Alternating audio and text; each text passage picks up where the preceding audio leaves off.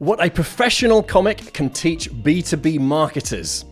Free alcohol, always being the funniest person in the room, invites to glamorous events, as well as being the envy of friends for their chosen career path.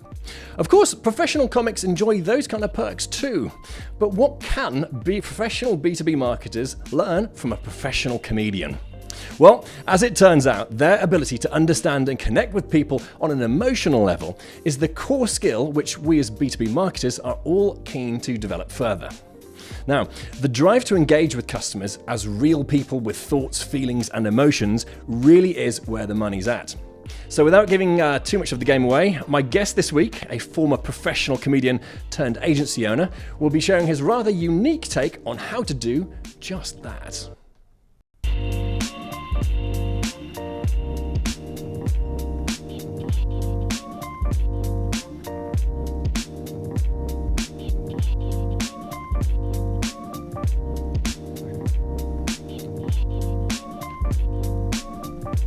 Hello, good afternoon. My name's James Rostance, and this is the 414 live and exclusive this Thursday afternoon to LinkedIn. The show is for you if you're a professional B2B marketer, whether you work in-house at a company or at a B2B agency, or indeed if you're a company executive with a hands-on role in your company's sales and marketing endeavors. And every week I speak with some of the greatest and most interesting minds in B2B marketing so that you can directly expand and enhance your professional knowledge with every single episode. And this week we're turning to the world of comedy for inspiration, which I thought was a rather cool little thing to do. We work very hard to try and find different guests that can really give you a different perspective on what you do so that you can ultimately deliver better results for you and your company.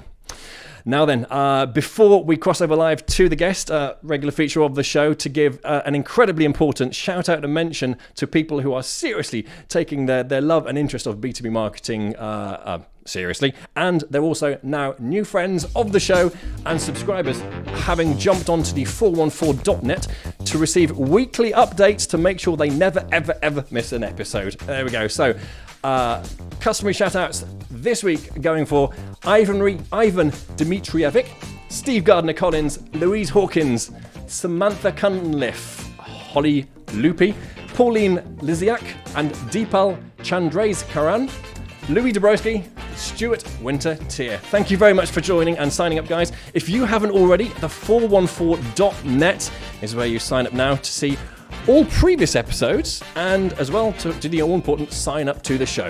414.net. Right, there we go. So with that said and done, joining me live from Wokingham in Surrey, there we go, that's why I have notes written down. Wokingham in Surrey, please welcome Mr. Russ Powell. Wokingham, yeah. Thanks very much, James. Absolute pleasure. Here. Cheers, mate.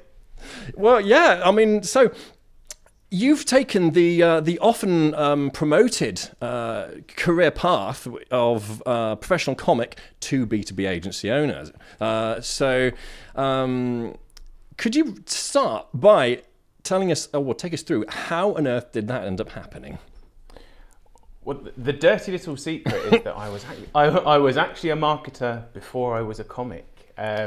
And the two have kind of grown side by side. There was a very short overlap at the start, actually. So I was working in a company, part of the grad scheme, and there was a stand-up gig was being put on as part of the Prince's Trust initiative. And the guy that was running it was a good mate of mine. He's like, "Russ, you're funny. You should have a go. Like, just give it a go." And I was like, "Do you know what? I've always wanted to give it a try. So why the hell not?" You know, and kind of cobbled together. I think it was 7 minutes of pretty awful material, but took to stage and delivered it, and it went surprisingly well, actually.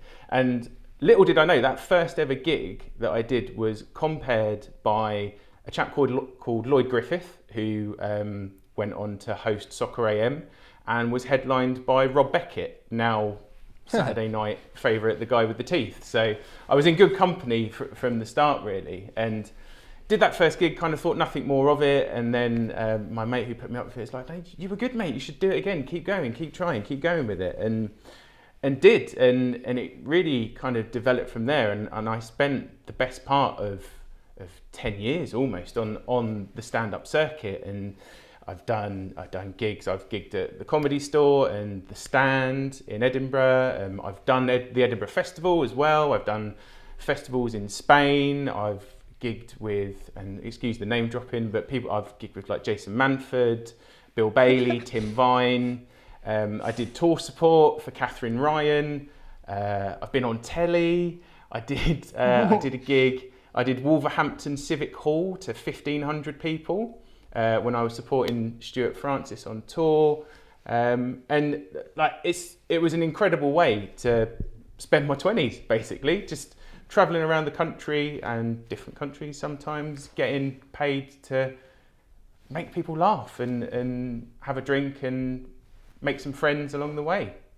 And yeah, sorry, no, go on. Yeah. Yeah, well, I was going to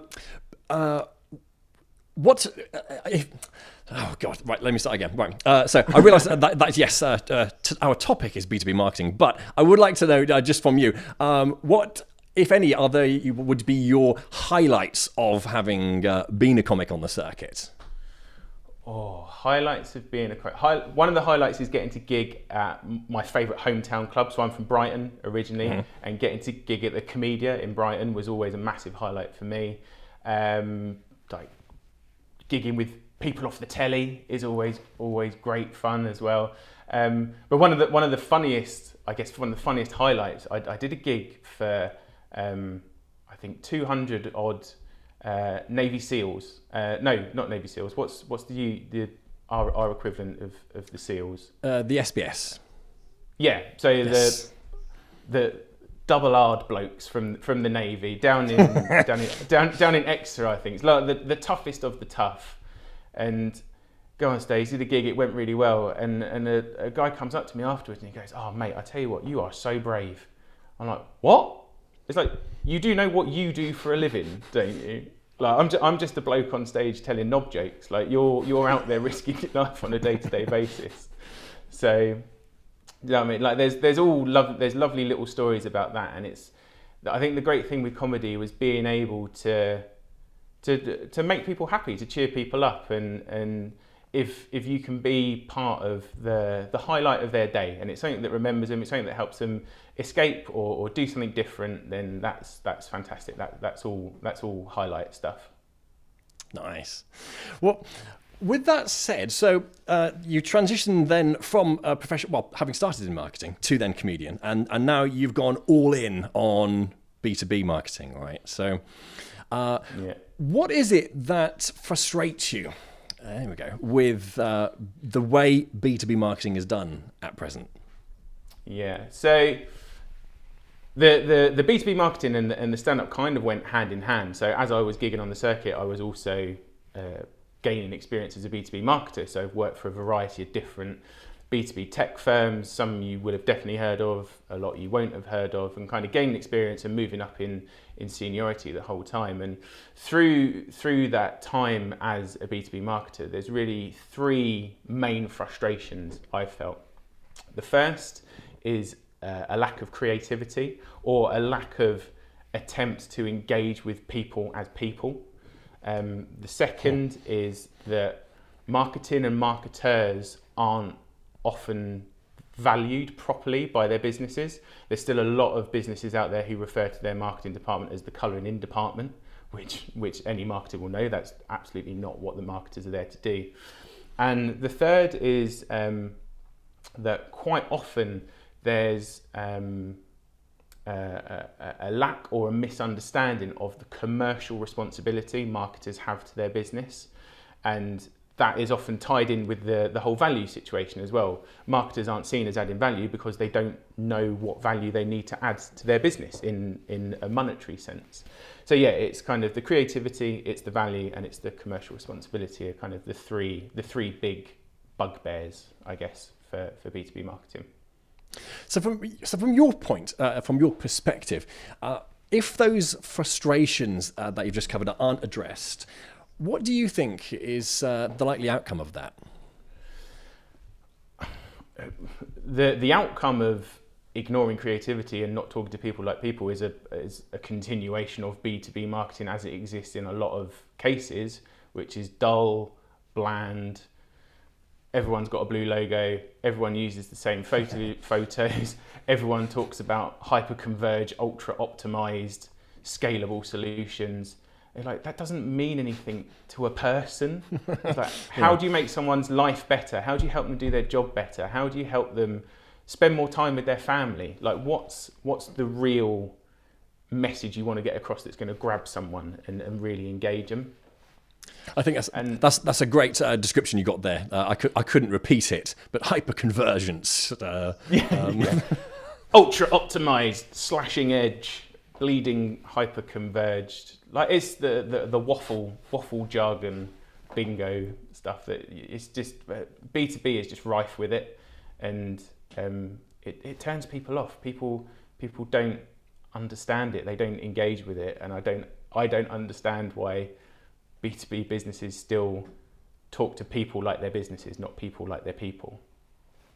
So, well, this is where now I guess you've got this a unique perspective on this, which is ultimately what do you see as being the solution to be able to address those? And this is what, as you say, this is where the comedy element of things comes in, because comedy, and although it's about being funny, but you don't necessarily always have to be funny. It's about eliciting a reaction from people, and sometimes you need to elicit a potentially negative reaction, like a or a oh, I'm not quite sure about that, to then make the next thing work. But it's all around finding those commonalities, those shared experiences, those shared thought patterns that you can tap into and then use to get your point across. And it's a very primal thing. So I know there was research done, and this is a great story. There's a guy who's a biologist, so was researching DNA and the similarity of structures across DNA. And he then got talking to someone at a party one time, and they started talking about stories and what is the DNA of stories. And he then got what is basically the ultimate job. He went around the world to different cultures, different civilizations, different types of people, and looked at the stories that exist in all these places. And one of the things he found was that the Little Red Riding Hood story exists in almost every culture. And in some instances, it's not a wolf, it's a different animal. In some instances, it's not one little girl, it's two little kids, or it's different. But the general premise of the story of a child is duped into thinking that an animal is its relative exists globally. But the key thing, the one key element that persisted throughout every instance of that story, and this is the Brothers Grimm version, this isn't the modern version, is that the animal makes the little kid or kids drink the blood of its grandmother. Right. And what I'm kind of getting at here is that's the hook, that's the weird thing that stands out, and means that story has impact and is remembered. And it's those kind of things that you need to look for and hang messaging and stories off of. And you think about it, like when we were nomadic, when we were tribal, we had to find our way around different places. And the way you find your way around is with landmarks. You look for the rock that looks like a man. You look for the clump of trees that look like a cow or whatever. But it's those things that you can hook stories off of that are common and that people will engage with. And I realise I've talked about drinking blood and rocks that look like blokes, but you can extrapolate it forward into modern times. Well, I guess as a way of summarising what you've put there is that, first of all, you're making a great case for not doing bland, everything is coloured blue marketing, and with that storytelling. You're very much championing the idea of that you need to stand out in some way and have a hook that actually creates an emotional reaction of some kind. Is that really your must-have, non-negotiable? The fact that it's got to have a hook that creates some kind of stirring emotion. If you want to get marketing right and marketing that makes impact, then yeah, absolutely. You need to have that commonality, that thing that not everyone, but your target audience is going to go, yeah, I get that, I understand that, and that's part of my life, part of my existence. So what have you got to say to me about that? With you, and I imagine taking that concept, that in order to come up with a hook, and I'm sort of I'm saying this inspired from what you've just covered, that it's therefore worth putting time and effort into actually coming up with these hooks, and this in turn is probably what most B2B marketers aren't actually doing. They're not coming up with strong hooks. So what you're putting forward is look, put the effort in to come up with some kind of hook. Yeah. So, and what I will say as well, the hook doesn't have to be something directly related to the services you provide or what you do. For instance, there's campaigns that I've been a part of where the hook has been an advent calendar, because everyone understands what an advent calendar is. They understand the mechanism of it, but behind that mechanism is the story you want to tell, the information you want to get across. There's stuff like Easter egg hunts is stuff that we're running at the moment. We built like video games and things like that. It's stuff that resonates with people as people. Right. Thank you. I'm glad you've clarified that, because I was going off on a tangent of like, all right, cool, B2B campaigns have got to be shocking and really stand out. But you're busy shaking your head there. It's like, no, it doesn't have to be outrageous. Because I was going to ask, how do you find the balance with that? So Easter egg hunt, I can imagine, is not going to upset too many people. But well, tell you what, seeing as I guess we're coming up to Easter, are you able to share something about that campaign and why that ticks the boxes? Because it's the commonality thing. People understand Easter, they understand what an Easter egg hunt is about, and it's about finding these little treats, these little treasures, and you kind of use the Easter egg hunt as the mechanism. I said that wrong. As the mechanism to then present people with these little treats and little treasures that are information that helps them do their job better, or it opens their eyes to a new solution, a new way of doing things, or a new partner that they can work with to do so. With you.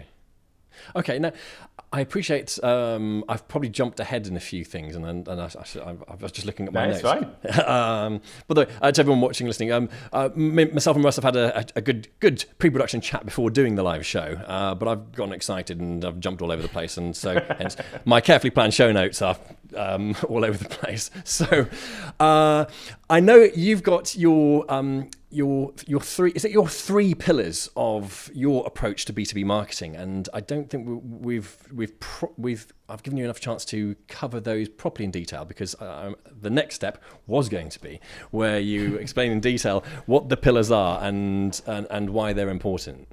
It's all right. I don't mind going off piste. It's fine. It's fine, mate. It's good. But yeah, the three pillars are really dealing with those three frustrations that I mentioned before. Okay. It's around creativity, it's around marketers seen to be adding value, and it's about that commercial responsibility, or acknowledgement of that commercial responsibility that marketers have.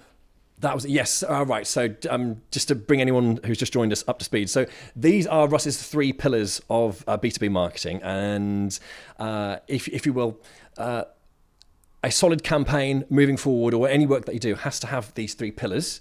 And with that, you're then on a beautifully rock solid base. So with that said, could you go into detail then as to what each one comprises and why? Yeah, sure.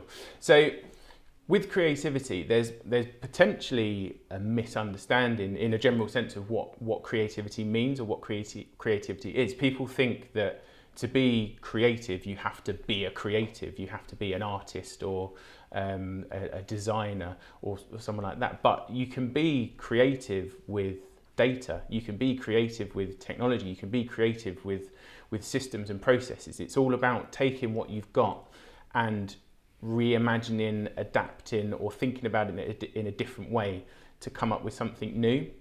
So when I'm saying that B2B needs to be more creative, it doesn't necessarily need to be fantastic graphics and you're spending hundreds of thousands on getting Damien Hirst in to do your artwork and all kinds of stuff like that. It needs to be taking what you've already got, thinking about it, reimagining it in a different way to create something that's new and interesting and engaging for the audience that you need to target. And this is kind of the other thing which relates to value, is that if you're trying to create something for everybody, you'll end up creating something for nobody. So it's about understanding who your audience are, what their needs, challenges, wants, desires, wildest dreams are, so that you can then get creative to deliver value to them, which in return means that you as a marketer deliver value to your organization. So this is again moving on from marketing being seen as the colouring in department and getting the old requests from the sales guys of, I've got a sales deck, can you sprinkle some marketing magic on that, or can you jazz this up, which is one of the things that I'm sure every marketer's been asked to do. And it's showing that marketing is so much more than that, and we're all marketers, we're all going to believe this, but we need to demonstrate that value to other people in the business. And the way we do that is by bringing insights, information, understanding of target markets, of trends, of types of messaging, of types of content, of things that work, and being this pool of knowledge and pool of expertise that the rest of the business can then tap into.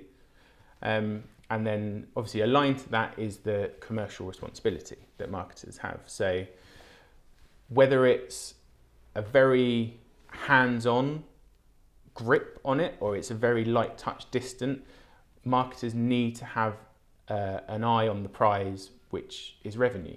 Marketing, whether it's right now or whether it's down the line, needs to be aligned to some sort of revenue generation, whether that's engagement with an audience that creates awareness that then feeds through brand campaigns to opportunities that happen down the line, or whether that's direct sales activation that results in sales and inquiries. Marketers need to have that alignment to ROI and understanding of that commercial responsibility, because I'm not sure how many people are watching at the moment, but myself, I've experienced a number of redundancies in my career, and it's often the case that marketing and marketers are the first to go when redundancies come up, but those marketers that get retained and those marketers that don't get made redundant are those that can effectively articulate and communicate the value and the ROI that they add to their business. Nice. So as a beautiful recap then, the names of those three pillars one more time. Let's call them creativity, Yep. Let's call them value, and let's call them commercial responsibility. I like that. Yes, responsibility. Cool. Right. Well, with all of that said then, so what would be, as far as you're concerned, some easy wins that B2B marketers could get right now as a result of embracing those three pillars? So what would be the easy wins that they could quickly get about? Super easy one is to stop talking like a marketer so much and to start talking like a business person. And when I say that, I don't mean talk about hyper-converged, ultra-optimized solutions. But you could do. Yeah, you could do. Yeah, but I mean, get a grip on the things that matter to the business. Because marketers, we love marketing chat and marketing metrics and stuff, but we can get stuck in a marketing bubble where we talk about things that the rest of the business doesn't really care about. So we need to find out what those things are that the business cares about and start talking about marketing in those terms. So I wrote a blog about it actually, kind of 7 business terms every marketer should know. And there's 7 business terms in there that I think every marketer should know that will help them more effectively communicate with the other areas of their business. Well, we can't leave everyone hanging. What are those 7 business terms that I knew you were going to ask me. I knew you were going to ask me, and I can't remember because I wrote it a little while ago. But it's stuff like how many marketers understand what a book to bill ratio is. Okay. It's things like that. It's sales terminology that every salesman, saleswoman, salesperson will have down pat. But as a marketer, do we understand that? Do we understand how what we do as marketers can influence or impact a book to bill ratio, or what EBITDA is? Like, do marketers understand what EBITDA is and how that needs to be influenced in terms of what comes in terms of revenue for the business as well? So it's shifting the conversation of marketing from colour and in department to value adding, ROI adding function of the business. Yes. How about this? Right. I can appreciate you haven't got them to hand. And you know what? If I'm put on the spot to remember 7 precise steps, I'd struggle as well. So would you like to maybe use the interweb net and find your 7 points right now? And I can fill for 20 seconds whilst you find that. How does that sound? Let's do that. I know exactly where it is as well. Okay, cool. Right, so if you've just joined us, so right now, Russ Powell, live from Wokingham, is busy getting the 7 business terms. That's it, 7 business terms that all B2B marketers should and need to know.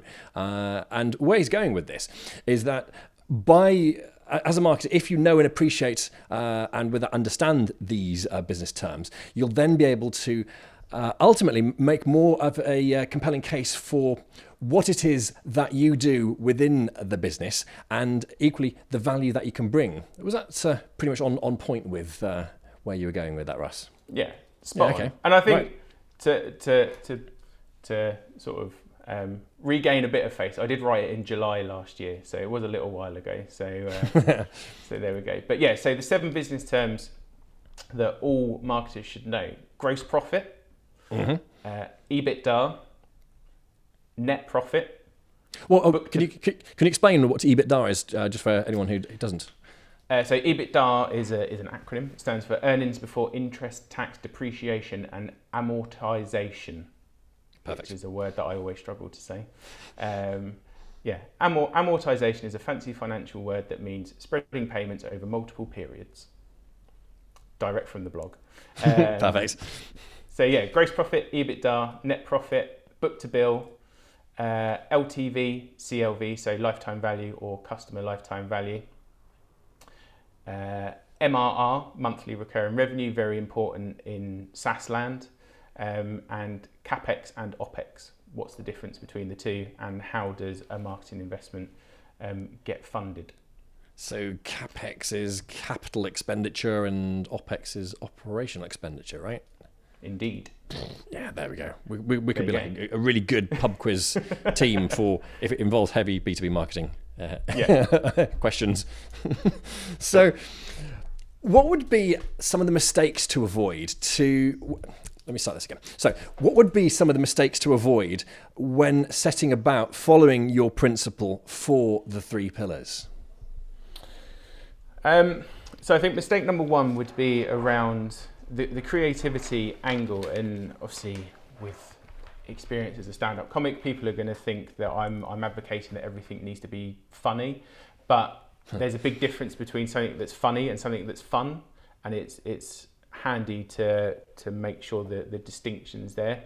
So the way I like to talk about it is that one group of people would say that Peter Kay is very funny. Another group of people would say that Frankie Boyle is very funny. Whether you think they're funny or not, if you cross streams with those 2 groups of people, nobody's going to think anything's funny. Whereas if something's fun, it's more light-hearted. Again, this is kind of tapping into these hooks and these common commonalities. And for instance, like there's an advert on telly at the moment for Xero, the accountancy software. And it's got a bloke who's got a stack of receipts in a garage, and he's got a little robot friend that helps him.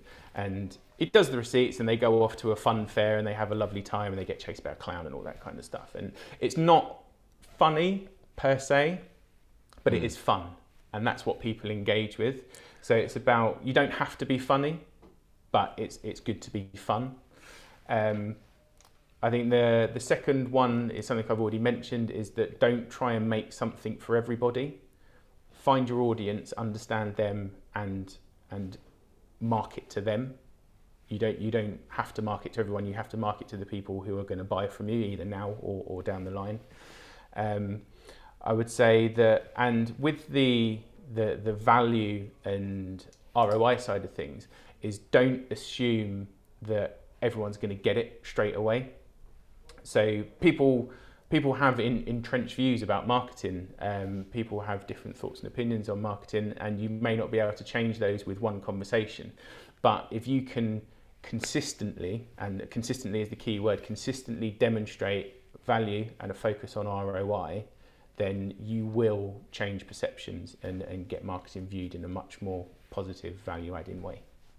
Who is it that you're advocating demonstrating the ROI to? Is that internally, or is that directly to customers about the product or service that you provide? So both. So to hedge my bets with that answer. So if you're in-house, then you need to demonstrate that ROI to your marketing director, your CMO, your board, whichever level is above you in terms of reporting, as well as the people you're closely aligned to, so sales teams, product teams, other people you work closely. If you're agency side, then you need to demonstrate that ROI clearly to your clients. And I think it's one of the key things that I believe and thread into everything I do, is that creativity is fantastic and needs to be there, but everything needs to be underpinned by metrics and measures of success. So creative ideas are great, but they need that value add and they need that focus on commercial responsibility. I really like that you've touched there upon the need to basically demonstrate the ROI and sell what you're doing internally, because this is something that we've covered a few times now on the show. And I really like that it's being reinforced, because it's when company executives and actually anyone else within a company, when they truly appreciate what it is that you're doing and the value that you're bringing, then it moves you personally, as well as the rest of the department, to becoming indispensable. And I think that's certainly preferable to simply, as you say, the colouring in department. Yeah, and I think sometimes marketers are terrible at doing their own marketing. Yeah, and especially in-house, like you're not just marketing the business to the external world, your target markets. You need to marketing internally as well, and that all ties back to the value piece as well. It is one of the current modern day tragedies, a small one. I mean, probably tragedy is a bit over-egging it a bit, but the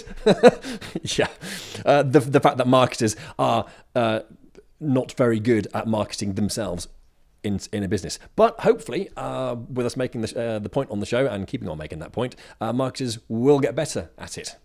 Right. Yeah. So what does success look like when people follow what you've been advocating thus far?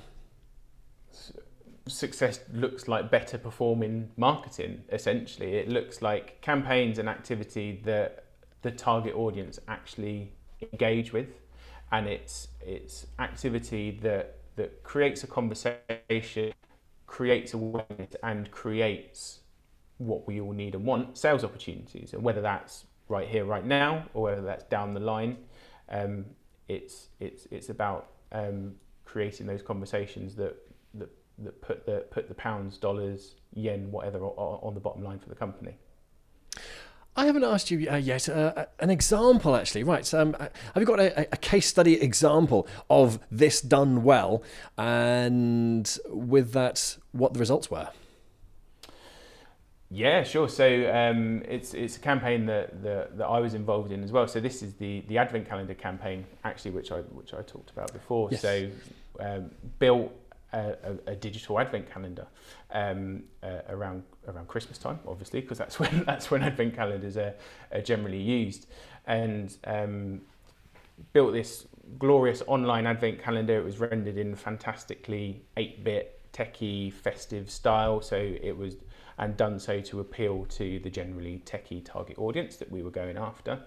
And we worked with a client to do this, built the advent calendar, drove registrations to it via email and social media, built the pool of registrants, and then every working day throughout December drove individuals, registered users, to that campaign on a daily basis. We saw engagement rates with that campaign sort of upwards of 50% on a day-to-day basis, which is kind of unheard of in B2B marketing, that you get such high levels of engagement with something consistently as well. And this wasn't just the first day it was 50% and then it tailed off. It was literally throughout the life of that 3-week run of the campaign, across the start of December. And that translated into something like 900 plus sort of what we would call positive brand engagements, which is kind of a fluffy metric, but it's a great one to use. But kind of going back to my whole thesis, my whole approach of underpinning everything with metrics and measures of success, that campaign has resulted in 140 leads for the client that we worked with that are now all being processed through the sales pipeline for them, like since January this year. And obviously it's B2B tech, so sales cycles are quite long, and we haven't got definitive ROI figures on that just yet, but based on what we've seen in the pipeline, that campaign has paid for itself multiple times over already. Nice. Are you able to share what the product is and what the sector is? Because it does seem like a bit of a mystery. I appreciate if you can't, because it's an active, ongoing thing. So if you can... It's not an active, ongoing thing. It was for a client of ours called Q Associates, who are an IT services outsourcing organisation. They work across a variety of sectors, helping other organisations with their IT infrastructure and supporting them with that. Okay. And where you said that it had 50% engagement, is that open rate and then actual follow-on action from the email campaign? How did you quantify the engagement there? So we'd obviously built the audience with the drive phase of the campaign, and everything was tracked and recorded through as well, so we could see which users were returning to the advent calendar on which days, when and where they were interacting with it as well, and we could track that engagement with the campaign across the life with some very very nifty data work in the back end of the site that we built. With you. I like that as an example. Yeah, so tech marketing, most of the time is a challenge. So to give that, would you use the term gamification? I would use the term gamification, James. Yes, I would. Yes, I would. But I often, again, I think gamification is a term that sometimes gets misinterpreted, because people hear gamification and they think it has to be a game. That's what I thought when I first heard it. Yeah. But gamification it's more about reward for action. So, like for instance, if you're on like the government website and you're completing a form and you've got to go through so many things, but you get a progress bar along the top, that is technically gamification, because you're showing, you get rewards, you get the next chunk of the bar filled for completing the form, and it's little psychological nudges, I think is probably the best way to think of it, that encourage people to step through a process and complete that process.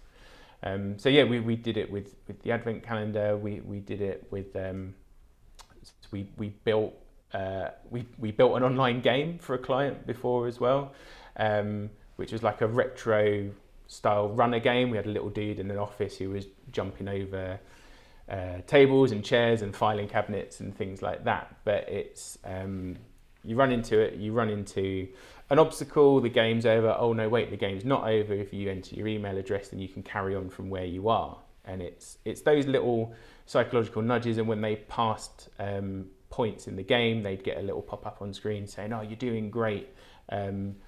60% of people don't make it this far." And it's those tiny little things that encourage people to do what you want them to do, essentially.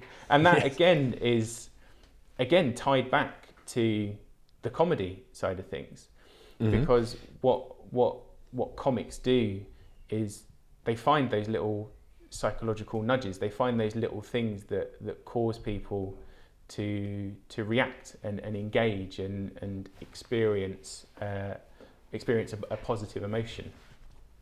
Russ, I think you've just hit a home run right there, beautifully closing the loop there, which I guess we opened at the top of the show. See, you professional never loses his skills. Nice. Well, hey, look, seems we're coming to the end of the show. What would you like to for the audience to have as a core takeaway or core takeaways from everything that you've covered today, as with your experience as a professional comic turned agency owner? As a professional comic turned agency owner, but also career marketer and everything that goes along with that. I guess the three things I would kind of say is that, it's something I said before, you don't have to be a creative to be creative. Don't think that you can't do things differently and think about things in a different way because you haven't got the title of designer or whatever. You can be creative in very different ways that still produces something that people will engage with. I would say that the key thing is you need to understand value, and you need to understand the value that you individually add as a marketer, but also the value that marketing adds to your business, and be able to communicate that. And the third one is really eyes on the prize. Like we very few of us, I guess, go to work just to feel good about ourselves. Like there's always eyes on the prize. Like you have challenges you wanna meet, or you have targets you need to hit and things like that. And this all goes back to the commercial responsibility side of things, that as marketers, we need to have that focus on the prize, which is revenue. How does marketing deliver revenue and value and ROI for the business? Boom. Right there. Okay. That's a triumphant end to episode number 74, I think. Yes, it is. There we go. Well, hey, look, Russ Powell, live from Wokingham in beautiful Surrey. Thank you ever so much for joining me this afternoon, man. Thank you. No, it's an absolute pleasure, James. Thanks so much for having me on. It's a pleasure. And indeed, if you've enjoyed watching, and if by chance you haven't already subscribed, then the414.net is the website which you need to go to right now to subscribe for all future episodes. Every week you'll get a beautiful email giving you a rundown of what's on the show, as well as a link to view the live broadcast. And also on there, if you go to the414.net, you can watch every single previous episode. It's a lot of good education for your B2B career.